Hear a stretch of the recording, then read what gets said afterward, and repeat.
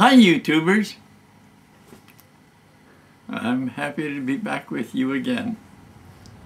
In this video I'll be relating more about my own military years.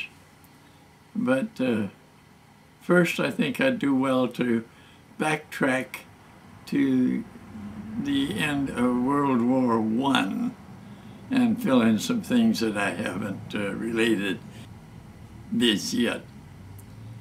I remember my Uncle Walter Dietz was drafted from the farm where I was born and spent my first childhood years, and went over to Germany and fought in the trenches. And I remember when he came home, he didn't come home directly after the armistice. He stayed in Germany in occupation for a little while. Not too long, quite a few months is all. And but I remember when he arrived back on the Dietz farm and had all his pediment with him, including his gas mask, which I thought was quite an interesting item. He had some very interesting stories to tell, interesting to me as a kid.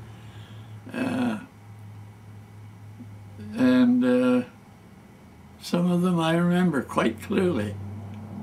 I remember, for instance, his talking about the trench warfare, where the trenches might be only 50 or 75 yards apart in some spots. And some interesting things occurred, like one story that is my favorite war story of all times. And it's quite interesting. At a time when Christmas Eve was either here or just about here, and some of the soldiers on both sides started singing Christmas Eve songs. And it started on one side, let's say by the Americans, and the Germans joined in. And to hear Uncle Walter tell it, the first thing you know, it's Christmas Eve and they're both out of the trenches and they're singing the seasonal songs together. And now that makes quite a story. The Americans refused to shoot back at the Germans, and they had to be replaced by troops who had just come into that war area and had no compunction about shooting the Germans. They hadn't been singing with them. Uncle Walter told us about how he was one of the people that sang along with the German troops in their trenches on that Christmas Eve, when it was like a little private armistice of their own making. Now I'll continue with the story of my military career. That takes me back to Governor's Island. FDR wanted to demonstrate a naval show of force, combining both Pacific and Atlantic fleets. So he had the Pacific Fleet brought through the Panama Canal and brought up to New York Harbor. And they were going to have a big parade there, a show of force. And what better place to view that from than from Governor's Island, where I was stationed. And one of my friends brought his girlfriend over from Brooklyn to watch the parade, and that lady asked us, could she arrange for her kid sister up in Stamford, Connecticut, to come down and watch the parade with us too. Well, that's the way I met my future wife. I hadn't even known she had a kid sister. We ended up having 9 children together. Anyway, in the next few years, she and I got married. She was a dental hygienist, making more money than I was in the military. And in due course, as happens to married people, she became pregnant. And it was going to have to, there'd come a time soon when she would no longer be able to continue work. She'd have a baby to take care of.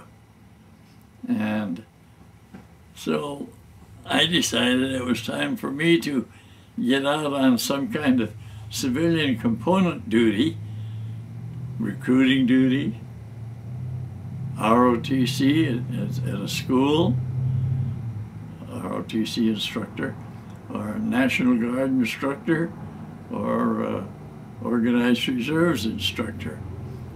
Any one of which would give me commutations in cash of rations and quarters, since I couldn't live in barracks and continue and do those duties.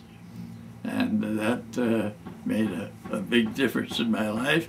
That's when I wangled an appointment to Syracuse University as a soldier with administrative duties.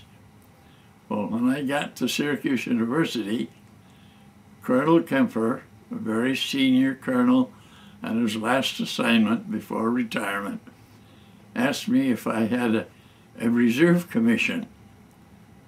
That was a common thing in those days. An enlisted man could also have in his file have been appointed as a reserve officer, and so that in the case of a national emergency, he could immediately revert from enlisted duty to officer duty without any further folderol. Just suddenly become an officer overnight. And so Colonel Kemper told me if I wanted to stay on that duty at Syracuse University, I'd have to get a reserve commission, because he had permission by letter from Washington, D.C., authorizing him to use any enlisted men who had such reserve commissions in their files to act on campus in that capacity, wearing an officer's uniform on campus, on the university. And so I quickly completed a series of male courses, and Colonel Kemper called a board of officers together, and I had to take a physical exam, which I barely passed. I knew I had to put on every ounce of weight I could possibly manage. I ate bananas till they were coming out of my ears, and when I got in there to where I was going to have the physical, the doctor told me, he says, in that room right there, he said, you strip down and the scales there, I'll come in and weigh you shortly. So I went from there was also a drinking fountain in there.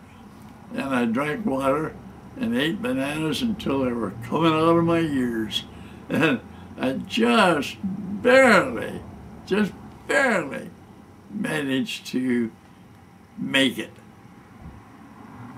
Yeah, that was a nip and tuck because I only weighed 118 pounds.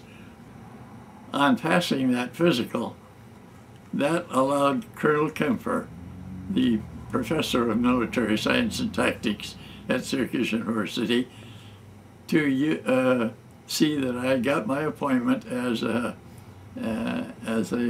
second lieutenant in the reserves, and then he had that authority to use me on campus as in that reserve capacity rather than in my enlisted actual active duty grade. And the university made up the difference in pay. So that worked out pretty good too. At Syracuse University, among the subjects I was teaching were map and aerial photograph reading, recording and administration of property and funds. I participated in the teaching of military history. I loved reading history. I read it avidly. And I taught math. So that's the job I was doing when Pearl Harbor happened, teaching ROTC at Syracuse University.